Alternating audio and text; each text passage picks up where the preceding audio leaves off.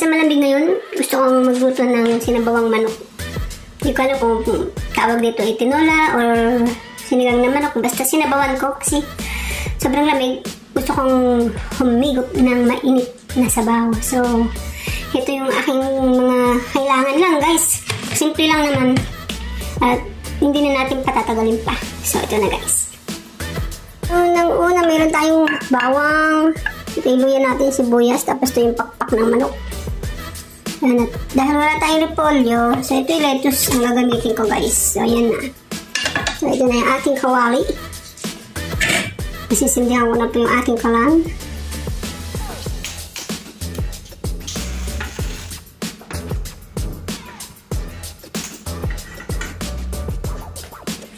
So, yan guys, nakasalang na. O, lagyan na natin mantika. At pagkatapos yan, haluin ko muna siya. Yan, lagyan ng sibuyas. Halo-halo. Hanggang sa maluto. Pag siya nalanta na guys, susunod natin yung iba pang ricado. Gaya ng luya. Yan, ang luya natin, ng bawang. Yan, halo-halin ko na naman siya guys para maluto. Pasensya na kayo, malabo ang aking camera. Yan, hinalo-halo na naman siya. At pag naluto na yan, maayos, lagay na natin ang karne. Ayan na yung karne guys. So, yung ating karne ay lulutuin mabuti. Sasangkot siya natin yan hanggang sa magkusa siyang magtubig. Wag muna siyang tutubigan guys kasi hindi masarap pag nilagyan agad ng tubig. So, yan. Tinakpan ko siya. Yan, takpan muna natin. At pag okay na yan, luto na yung aking manok. So, nagsangkot siya na siya. Nagsabaw-sabaw na siya ng kusa. Hindi ko alam kung ano ba yan. Malabo talaga o usok ng kalan. Hindi ko maintindihan yung aking ano. So, nilagyan ko ng asin. Siyempre, para tumiim na yung lasa sa karne. Yung asin. Ayan. So, tinakpan ko uli yan guys. Takpan muna natin. Siyempre. Ayan. No, tignan nyo guys. Nagtubig na siyang kusa. And then, dagdagan na lang natin siya. Sana ayaw natin na sabaw. And then, pakuloyin natin yan. Yan. Siyempre, tinikman ko yan sakto sa lasa, guys. Yan, tinapan ko na naman siya. Ayan, ayan. Boom. Naging, ano na. Kumulong-kumulo na siya. Talagang lutong-luto na yun. Sobrang gutom na ako dyan, guys. Kaya, ayan, tinitikman ko siya. So, sakto yung lasa niya. Yung asin na nilagay ko. Kaya, nilagyan ko siya ng tubig. Ayaw kasi ng maalat na pagkain guys. Gusto ko lang yung katamtaman. So ayan. Lagyan na natin yung patatas. Yung kanyang pangdagdag sarap. Yung gulay na patatas. Konti lang nilagay ko guys. At susunod niyan, takpan ulit muna natin siya hanggang sa maluto yung patatas. Ayan. Tinakpan ko yung guys. Siyempre guys. Luto na yan. Kulong-kulo na. Susunod na natin yung lettuce. Kasi wala tayong repolyo. Ewan ko ba? Wala tayong repolyo eh. Pero masarap naman yan lettuce eh. So ayan. Nilubog ko lang siya guys. Hindi ko siya hinalo. Kasi nalalanta naman mabuti.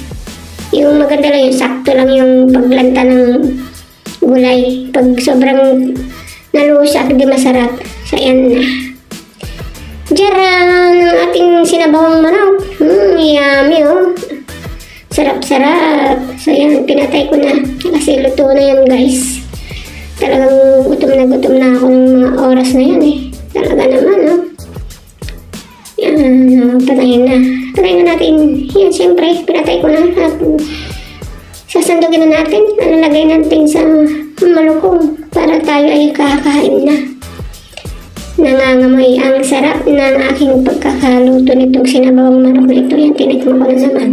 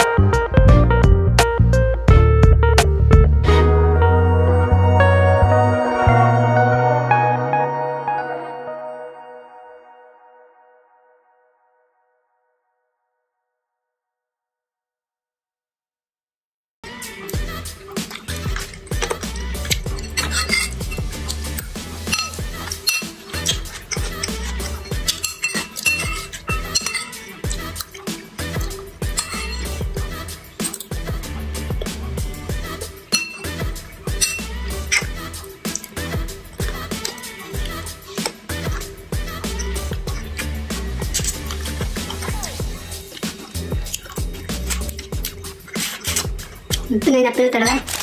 Sisip-sipin. Saan doon yung masarap na lasa?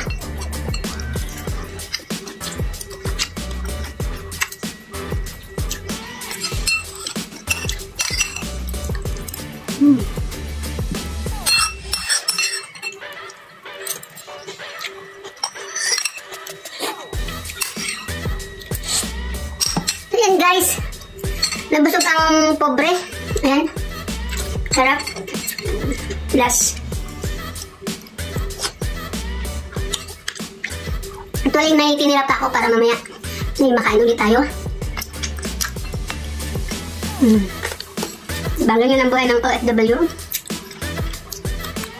Alam na, pag nag-iisa, walang magluluto. Ikaw talaga magluluto sa sarili mong pagkain, guys. Na.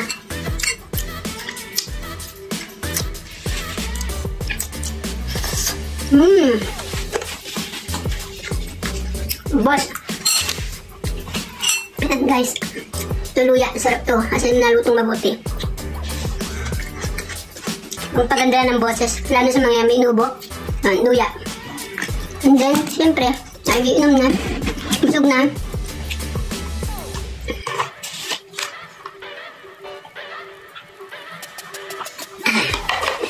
Again, this is Angela Love, the Explorer. Maraming salamat po sa mga nanood, sa mga sumusuporta ng aking video. So, kita-kits again sa another chapter ng ating mga video dyan.